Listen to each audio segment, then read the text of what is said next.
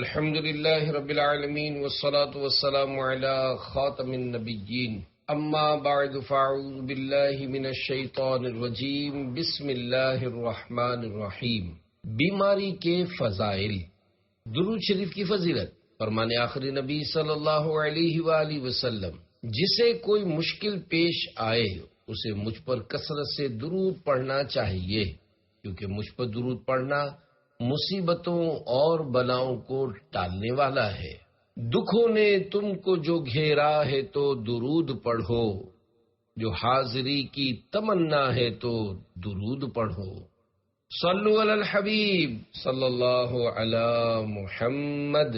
حالت مرض میں صحت والی نیکیوں کا ثواب۔ صحابی رسول حضرت عبداللہ بن مسعود رضی اللہ عنہ فرماتے ہیں، میں رسول اللہ صلی اللہ علیہ وآلہ وسلم کی خدمت میں حاضر تھا کہ آپ صلی اللہ علیہ وآلہ وسلم مسکرائے۔ ہم نے عرض کیا، یا رسول اللہ صلی اللہ علیہ وآلہ وسلم، آپ کس چیز کے سبب مسکرائے؟ ارشاد فرمایا، بندہ مومن کے لیے کتنی عجیب بات ہے کہ وہ بیماری میں روتا ہے۔ اگر وہ جان لیتا کہ اس کے لیے اس بیماری کے بدلے میں کیا یعنی کتنا اجر و ثواب ہے تو وہ پسند کرتا کہ بیمار ہی رہے یہاں تک کہ اپنے رب سے ملے۔ پھر آپ صلی اللہ علیہ وآلہ وسلم دوبارہ مسکرائے اور اپنا سر آسمان کی طرف اٹھایا۔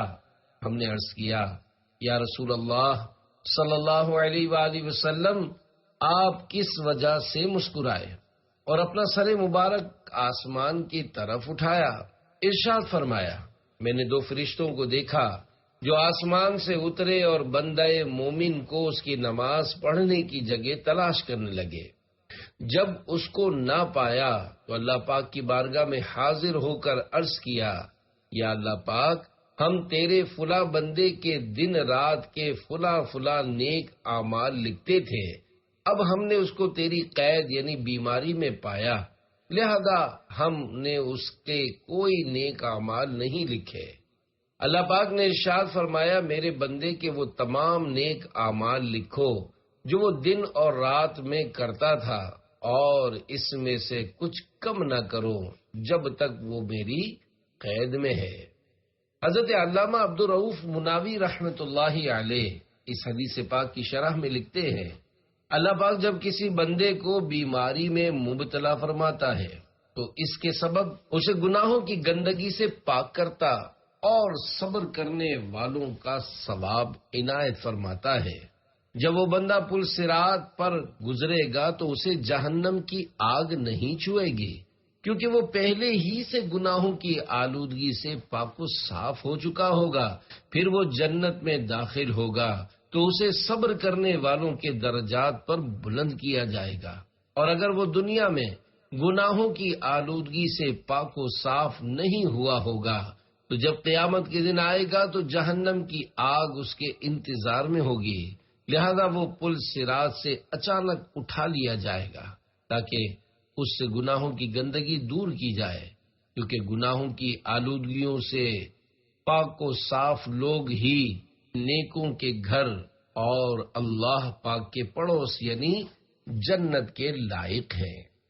پیارے پیارے اسلامی بھائیوں، اس روایت سے تندرست لوگوں کو ترغیب حاصل کرنی چاہیے کہ وہ تندرستی کی حالت میں زیادہ سے زیادہ نیک اعمال کی عادت بنائیں، فرض نمازوں کے ساتھ ساتھ نوافل کی کثرت کریں، اٹھتے بیٹھتے چلتے پھرتے ذکر و درود کرتے رہیں، فرض روزوں کے ساتھ ساتھ نفل روزے رکھنے کی بھی عادت بنائیں۔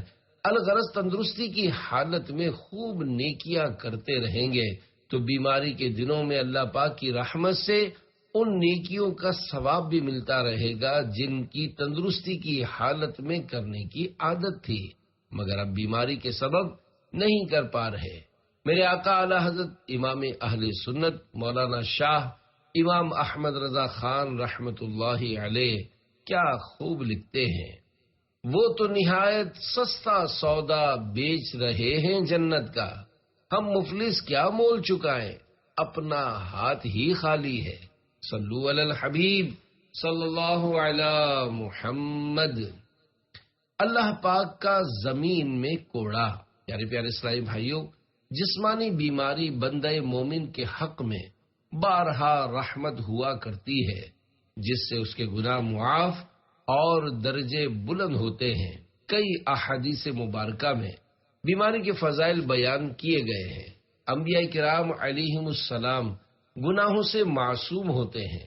اللہ پاک کے نیک بندوں یعنی انبیاء کرام علیہم السلام، صحابہ کرام علیہم الرضوان اور اولیاء کرام رحمت اللہ علیہم کی خدمتوں میں امراض یعنی بیماریوں کی حاضری ان کے درجات کی بلندی کا باعث ہوتی ہے، اور ان نیک حضرات کے امراض پر صبر کے واقعات ہم گناہگاروں کے لیے ترغیب کا سبب ہوتے ہیں۔ اللہ پاک کے محبوب صلی اللہ علیہ وآلہ وسلم نے ارشاد فرمایا، المرض صوت اللہ فی الارض یؤدب به عبادہ، یعنی بیماری اللہ پاک کا زمین میں کوڑا یعنی ویپ ہے، جس کے ذریعے وہ اپنے بندوں کی اصلاح فرماتا ہے۔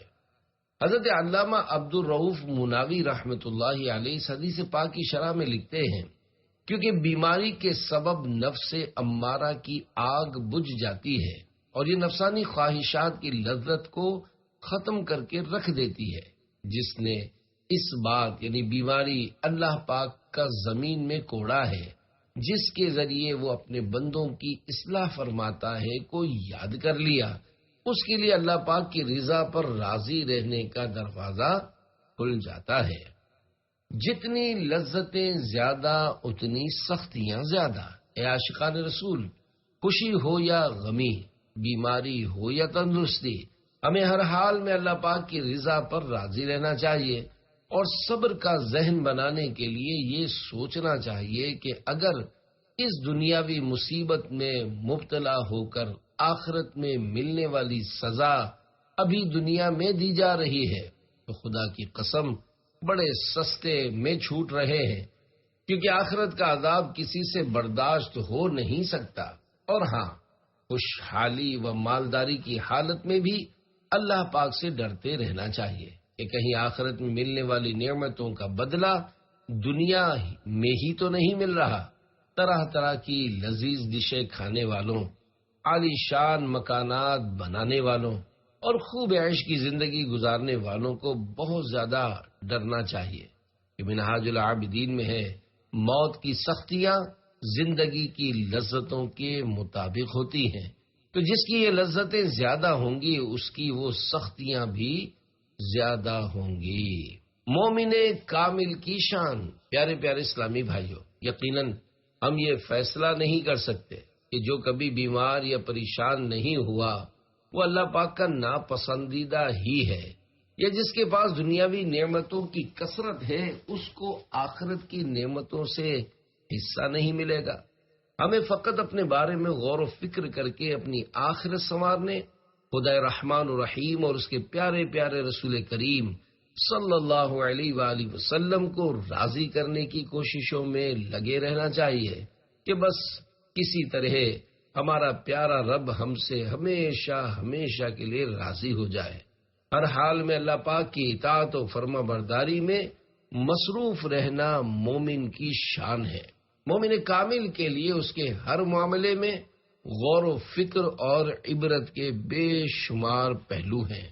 ان میں غور و فکر کر کے ہر لمحہ گناہوں سے مکمل طور پر بچنے کی کوشش کرتے رہنا چاہیے۔ اللہ پاک پارہ 21 سورۃ الروم آیت نمبر 36 میں ارشاد فرماتا ہے، وَإِذَا أَذَقْنَا النَّاسَ رَحْمَةً فَرِحُوا بِهَا وَإِن تُصِبْهُمْ سَيِّئَةٌ بِمَا قَدَّمَتْ أَيْدِيهِمْ إِذَا هُمْ يَقْنَطُونَ۔ ترجمہ کنز العرفان۔ اور جب ہم لوگوں کو رحمت کا مزہ دیتے ہیں تو اس پر خوش ہو جاتے ہیں، اور اگر انہیں ان کے ہاتھوں کے آگے بھیجے ہوئے اعمال کی وجہ سے کوئی برائی پہنچے تو اس وقت وہ نا امید ہو جاتے ہیں۔ اس آیت کی تفسیر میں صراط الجنان میں ہے، یعنی جب ہم لوگوں کو تندرستی اور وسعت رزق یعنی رزق میں کشادگی کا مزہ دیتے ہیں تو وہ اس پر خوش ہو جاتے ہیں اور اس کی وجہ سے اطراتے یعنی تکبر کرتے ہیں، اور اگر انہیں ان کی معصیت یعنی نافرمانی اور ان کے گناہوں کی وجہ سے کوئی برائی پہنچے تو اس وقت وہ اللہ پاک کی رحمت سے نا امید ہو جاتے ہیں، اور یہ بات مومن کی شان کے خلاف ہے، کیونکہ مومن کا حال یہ ہے کہ جب اسے نعمت ملتی ہے تو وہ شکر گزاری کرتا ہے، اور جب اسے سختی پہنچتی ہے تو اللہ پاک کی رحمت کا امیدوار رہتا ہے۔ جو چاہے جمیل رضوی کو تو عطا کر، مختار ہے تو اور وہ راضی برضا ہے۔ میرے بھائی صبر کرو، غم زدوں کے غم دور کرنے والے آقا صلی اللہ علیہ وآلہ وسلم ایک مرتبہ اپنے ایک انصاری صحابی رضی اللہ عنہ کی عیادت کے لیے تشریف لے گئے اور ان سے ارشاد فرمایا، تمہیں کب سے بخار ہے؟ عرض کیا، یا نبی اللہ صلی اللہ علیہ وآلہ وسلم 7 راتوں سے۔ ارشاد فرمایا، بیماریوں کا وقت خطاؤں کے وقت کو لے جاتا ہے، اور فرمایا، اے میرے بھائی صبر کرو، تم اپنے گناہوں سے ایسے نکلو گے جیسے ان میں داخل ہوئے تھے۔ یہ تیرا جسم جو بیمار ہے تشویش نہ کر، یہ مرض تیرے گناہوں کو مٹا جاتا ہے۔ صلو علی الحبیب صلی اللہ علی محمد۔ مومن اور منافق کی بیماری کا فرق۔ ہم سب کے پیارے نبی صلی اللہ علیہ وآلہ وسلم نے ارشاد فرمایا، بے شک مومن جب کسی بیماری میں مبتلا ہو پھر اللہ پاک اسے اس مرض یعنی بیماری سے شفا دے دے تو یہ بیماری اس کے پچھلے گناہوں کا کفارہ اور مستقبل میں اس کے لیے نصیحت ہو جاتی ہے، اور منافق جب بیمار ہو پھر اسے عافیت ملے تو وہ اس اونٹ کی طرح ہوتا ہے جسے اس کے مالک نے باندھ کر کھول دیا ہو، جو نہیں جانتا کہ اسے کیوں باندھا گیا اور کیوں چھوڑا گیا۔ لوگوں میں سے ایک شخص نے عرض کیا، یا رسول اللہ صلی اللہ علیہ وآلہ وسلم، یہ بیماریاں کیا ہوتی ہیں؟ خدا کی قسم میں تو کبھی بیمار نہیں ہوا۔ ارشاد فرمایا، ہم سے دور ہو جا، تو ہم میں سے نہیں یعنی ہمارے طریقے پر نہیں۔ حضرت علامہ مولانا مفتی احمد یار خان رحمت اللہ علیہ اس حدیث پاک کی شرح میں فرماتے ہیں، مومن بیماری میں اپنے گناہوں سے توبہ کرتا ہے، وہ سمجھتا ہے کہ یہ بیماری میرے کسی گناہ کی وجہ سے آئی اور شاید یہ آخری بیماری ہو جس کے بعد موت ہی آئے، اس لیے اسے شفا کے ساتھ ساتھ مغفرت بھی نصیب ہوتی ہے۔ منافق غافل یہی سمجھتا ہے کہ فلاں وجہ سے میں بیمار ہوا تھا اور فلاں دوا یعنی میڈیسن سے مجھے آرام ملا۔ اسباب میں ایسا پھنسا رہتا ہے کہ مسبب الاسباب یعنی اللہ پاک پر نظر ہی نہیں جاتی، نہ توبہ کرتا ہے نہ اپنے گناہوں میں غور۔ یہ شخص جس نے یہ کہا میں تو کبھی بیمار نہیں ہوا، منافق تھا، جس کا کفر پر مرنا حضور صلی اللہ علیہ وآلہ وسلم کے علم میں تھا، اس لیے اس سختی سے اسے یہ جواب دیا۔ بعض روایات میں ہے کہ اس موقع پر حضور صلی اللہ علیہ وآلہ وسلم نے یہ بھی فرمایا کہ جو دوزخی کو دیکھنا چاہے وہ اسے دیکھ لے، ورنہ حضور صلی اللہ علیہ وآلہ وسلم سراپا اخلاق ہیں، محض بیمار نہ ہونے پر ایسی سختی نہ فرماتے۔ اسے معلوم ہوا کہ حضور صلی اللہ علیہ وآلہ وسلم کو رب نے لوگوں کے اچھے برے انجام کی خبر دی ہے۔ امام شرف الدین حسین بن محمد طیبی رحمت اللہ علیہ فرماتے ہیں، جب بندہ مومن بیمار ہوتا ہے اور پھر تندرست ہوتا ہے تو ہوشیار ہو جاتا ہے اور جان لیتا ہے کہ اس کی بیماری اس کے پچھلے گناہوں کو دور کرنے کا سبب تھی، لہذا وہ شرمندہ ہوتا ہے اور آئندہ گناہوں کی طرف نہیں بڑھتا جس طرح پہلے اس سے گناہ ہوئے ہوتے تھے، لہذا یہ بیماری اس کے پچھلے گناہوں کا کفارہ ہو جاتی ہے۔ بیماری رحمت ہے۔ حضرت سہل بن عبداللہ تستری رحمت اللہ علیہ فرماتے ہیں، جسمانی بیماری رحمت ہے جبکہ دل کی بیماری سزا ہے۔ پیارے پیارے اسلامی بھائیوں، جسمانی بیماریاں باعث رحمت اور گناہوں کی بیماری باعث ہلاکت ہے۔ یقین مانیے، فلمیں ڈرامے دیکھنا، گانے باجے سننا، رشوتوں کا لین دین کرنا، سودی و حرام ذرائع سے مال کمانا یا لقمہ حرام کھانا ایسی بدترین بیماری ہے جو کینسر اور دیگر جان لیوا بیماریوں سے کئی گنا زیادہ خطرناک یعنی ڈینجرس ہے، کیونکہ جسمانی بیماری زیادہ سے زیادہ جان لے گی، جبکہ گناہوں کی بیماری سے ایمان برباد ہو سکتا ہے، اور سر سے لے کر پاؤں تک جسمانی بیماریوں میں مبتلا شخص کفر کی بیماری میں مبتلا ہونے والے سے بہت کم نقصان میں ہے، کیونکہ کفر پر مرنے کی صورت میں ہمیشہ ہمیشہ کے لیے عذاب جہنم کا سامنا ہوگا، جو کہ ناقابل برداشت ہے۔ ہر وہ تکلیف دہ چیز جس کا تصور کیا جائے اس یعنی اللہ پاک کے بے انتہا عذاب کا ایک ادنا یعنی معمولی حصہ ہے۔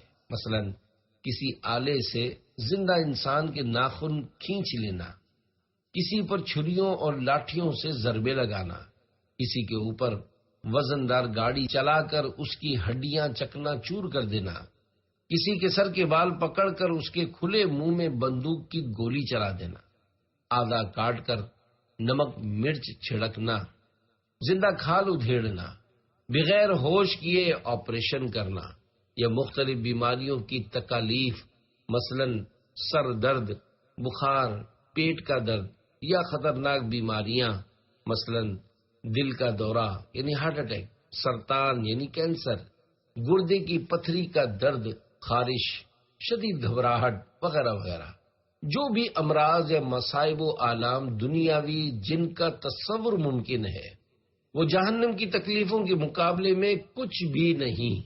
بالفرض دنیا کی ساری بیماریاں اور مصیبتیں کسی ایک شخص پر جمع ہو جائے تب بھی جہنم کے سب سے ہلکے عذاب کے برابر نہیں ہو سکتی۔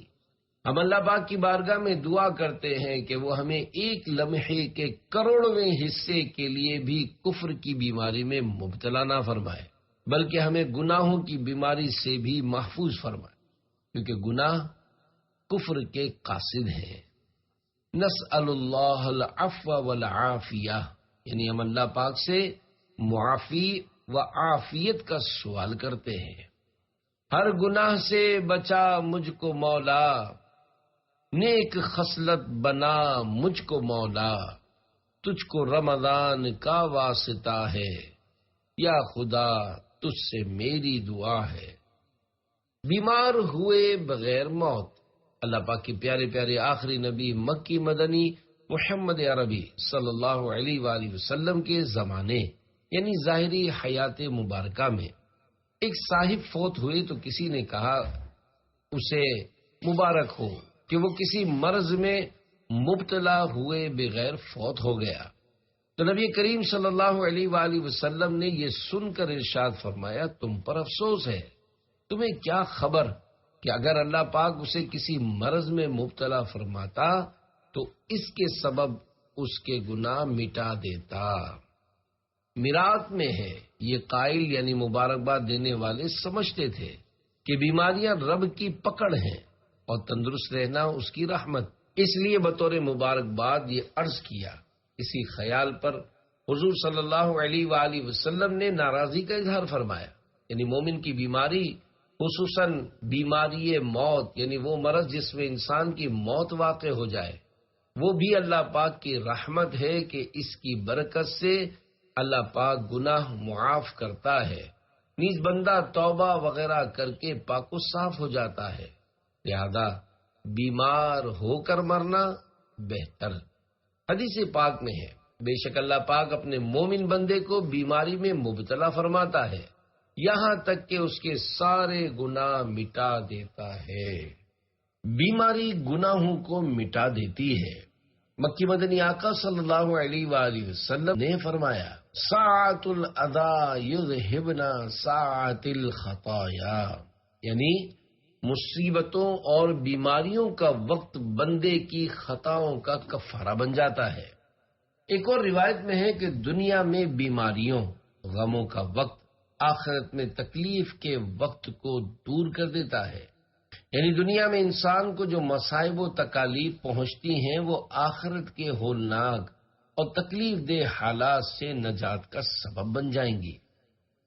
بیماری کی فضیلت شرح الزرقانی میں ہے، گناہوں سے معصوم یعنی انبیاء کرام علیہم السلام کے علاوہ لوگوں کا برائیوں میں مبتلا ہونے سے بچنے کا امکان بہت کم ہے، لہذا ان کی بیماری ان کے گناہوں کو مٹانے والی ہے یا ان کے درجات بلند کرنے والی ہے اور نفس کے جوش کو توڑنے والی ہے۔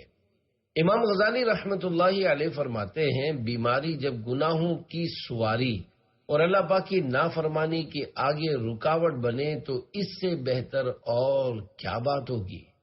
پیارے پیارے اسلامی بھائیوں، بیماری کے فضائل پڑھ یا سن کر بیماری کی تمنا کرنے کے بجائے اپنے رب کریم سے عافیت ہی کا سوال کرتے رہنا چاہیے، کیونکہ ہم اللہ پاک کے بڑے کمزور بندے ہیں، لہذا ہم اللہ پاک سے دنیا میں بھی عافیت، موت کے وقت بھی عافیت اور قبر و حشر میں بھی عافیت اور بس عافیت ہی کا سوال کرتے ہیں۔ عطا کر عافیت تو نزعو قبر و حشر میں یا رب، وسیلہ فاطمہ زہرا کا کر لطف و کرم مولا۔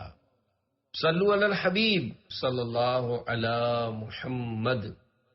سب سے زیادہ موت کی یاد کس چیز سے آتی ہے؟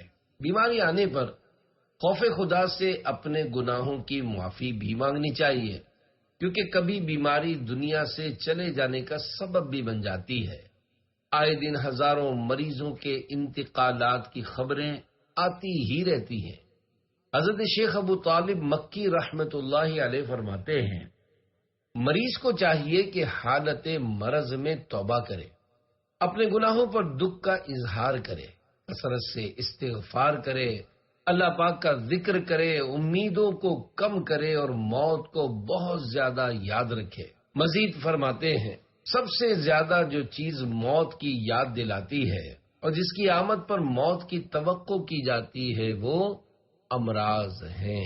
ایک کے بعد دوسری بار بیمار ہو اور توبہ نہ کرے تو حدیث پاک میں ہے کہ جب بندہ 2 مرتبہ بیمار ہو جائے اور توبہ نہ کرے تو ملک الموت علیہ السلام یعنی روح قبض کرنے والا فرشتہ اس سے فرماتے ہیں، اے غافل شخص، میری جانب سے تیرے پاس ایک کے بعد ایک قاصد آیا لیکن تو نے کوئی جواب نہیں دیا۔ صلو علی الحبیب صلی اللہ علی محمد۔ بھوکا رہنے کی وجہ۔ حضرت بایزید بستامی رحمت اللہ علیہ کی خدمت میں عرض کیا گیا، آپ بھوکا رہنے پہ اتنا زور کیوں دیتے ہیں؟ ارشاد فرمایا، اگر فرعون بھوکا ہوتا تو کبھی خدائی کا دعویٰ نہ کرتا، اور اگر قارون بھوکا ہوتا تو کبھی سرکشی و نافرمانی نہ کرتا۔ فرعون کا جواب اس کے منہ پر۔